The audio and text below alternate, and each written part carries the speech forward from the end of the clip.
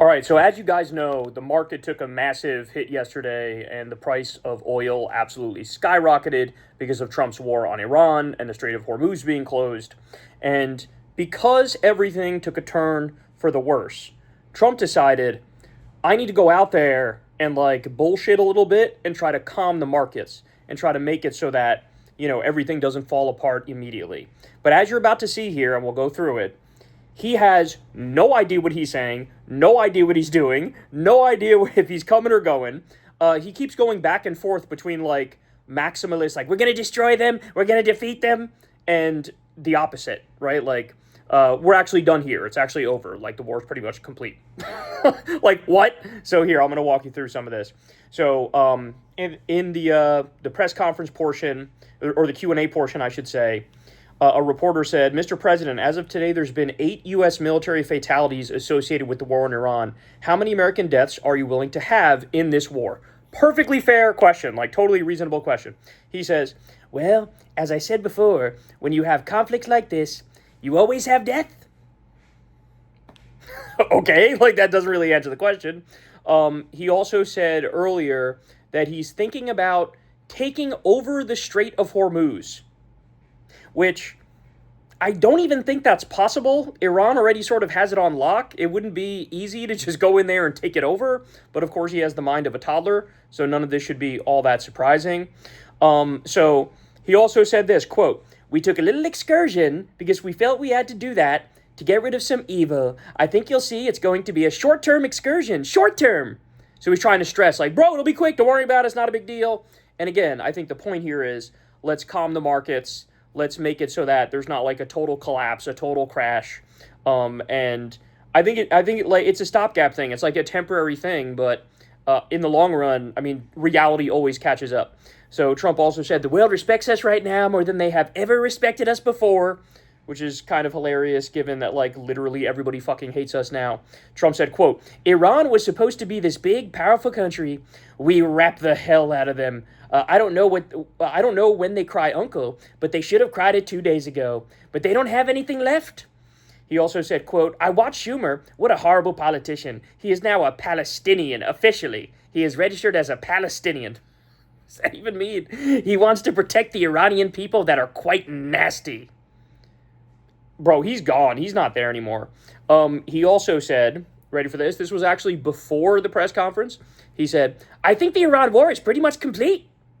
I think the Iran war is pretty much complete. So as people are pointing out, declare war on Iran, bomb a bunch of schools and hospitals, kill the supreme leader, get him replaced with a more extreme supreme leader, his son, globally raise oil prices, crash the market, and then nothing changed but a bunch of dead kids, and you declare victory. Brilliant. Brilliant stuff you got going on there. He also said, if we didn't go in, they would have come after us. Within a week, they were going to attack us. I mean, the lies are just, like, that is astonishing to lie that brazenly. Like, nobody actually believes that. Everybody knows they weren't a threat to us. Everybody knows they weren't going to attack us. They had just agreed to the most hardline demands when it came to their nuclear program. They just agreed to, like, zero enriched uranium stockpile, which is insane. But they agreed to that, and then you attack them a couple hours later. He also said, quote, I believe upon information and belief, but I believe that he was going to, they were going to take over the Middle East. They were looking to take over the Middle East. So he went from, they were going to attack us within a week, to actually Iran was going to take over the entire Middle East, which, as you all know, it's literally the opposite. Like, Israel is currently doing that. They're currently doing that. They're taking all of Gaza. They're in the process of doing pogroms and sealing the West Bank. They just took like half of Lebanon the other day, displaced like 700,000 people it is now. Of course, doing the war in Iran to try to make it a failed state so they can't push back regionally. And so it's just insane. The lies are just insane. But he actually got grilled by a reporter. Shout out to this guy, whoever this was, because this was incredible. So one of the reporters asked him, a video appears to show a Tomahawk missile likely destroyed that Iranian girls' school. Will the U.S. accept any responsibility? Trump said, I will say that the Tomahawk is sold and used by other countries, and whether it's Iran, who also has some Tomahawks, they wish they had more, but whether it's Iran or somebody else, a Tomahawk is very generic. That's being investigated. So understand that's a total lie. Everybody knows that's a lie. Only the U.S. has Tomahawks. Even Israel doesn't have Tomahawks. So the U.S. has them. Only Raytheon makes them. There's never been a sale to Iran. There are no, like, fucking black market tomahawks. That's not a thing. So he just brazenly lied to the world when he said that there, and everybody was pointing it out. Then the guy goes in for the kill. You just suggested that Iran somehow got its hands on a tomahawk and bombed its own elementary school, but you're the only person in your government saying this. Why are you the only person saying this? And then Trump sort of glitches out and says, because I just don't know enough about it. I just don't know enough about it. It's being investigated. So, again, shout out to this reporter who actually grilled him and, like, really caught him red-handed.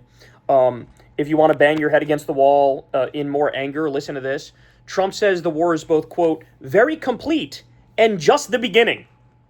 He said the war is both very complete and just the beginning. Quote, we could call it a tremendous success right now, or we could go further, and we're going to go further. Bro, what? A reporter asked him, are you looking at someone internal in Iran for leadership? And he says, I like the idea of, internal and eternal. Internal and eternal. So what, you want them to pick internally and that person to serve you and them to stay there forever, I guess is what he's saying there. He also went on to say that Putin was very impressed with the U.S. bombing of Iran. And he also said that America would have been nuked months ago if he didn't bomb Fordow, Iran's nuclear facilities, in June. Another preposterous lie. Like, I literally can't believe that he would say that and anybody would believe it. He said, quote, the military success that we've had is truly unprecedented. And then I'll end on this. So the whole point of this, as I said, was to calm the markets, make it so there wasn't a total market crash, try to get everything under control. But, the problem is he's an idiot, he's incompetent, he doesn't know what he's saying, he contradicts himself from one sentence to the next. But literally as he's up there, and half the time he's saying, the war is pretty much complete, we're getting news on the ground that Tehran has been under a rain of bombs for the past couple hours. From the suburbs to the capital, to the west, the east, the center, they're being carpet bombed relentlessly right now. And he just keeps flip-flopping his position as that goes on. It kind of reminds me of the fake Gaza ceasefire, where they said there was a ceasefire and Israel fucking never stopped bombing. That's what this reminds me of. Okay? He's saying, we're done, but also we're going to continue, but also we're done, but also we're going to continue, and the bombs keep falling. And also, Tehran had a massive, massive power outage as well. So yet again, civilian infrastructure being targeted, which then opens the door, of course, for Gulf Arab states, their civilian infrastructure to be targeted, Israeli civilian infrastructure to be targeted. So that appears to be what's happening. The war is escalating, as half the time now Trump is saying, actually, we're done, and everything worked out beautifully. And then finally, I will end with this. So the Wall Street Journal is saying the following. If the war ended today with Iran's complete and total surrender, the Strait of Hormuz shipping traffic would take 2 weeks to return to normal, and Gulf oil production would take 2 months to get back to pre-war levels. And that's optimistic.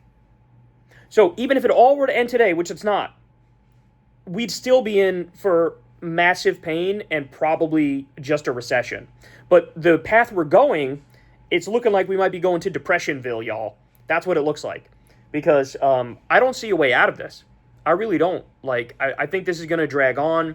Even if Trump wanted to taco out of this, the Iranians are not going to stop fighting. They decentralize the power, right? And so you have a whole bunch of people making decisions independently, and they're going to keep shooting. They're going to keep fighting. They're going to keep retaliating. So even if everything were to stop on the side of the U.S. and Israel, Iran's like, hey, we don't want there to be a temporary ceasefire so you guys can come back and bomb us again. So we're going to extract a price right now. And that includes global economic pain to show you can't fuck with us.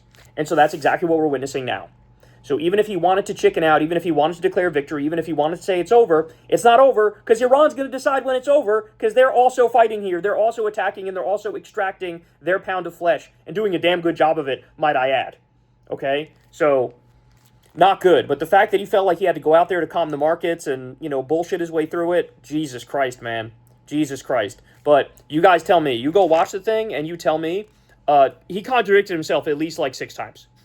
At least 6 times. He says one thing, then says the exact opposite, and he lied through his teeth when it came to the elementary school bombing. Just grotesque stuff, as per usual.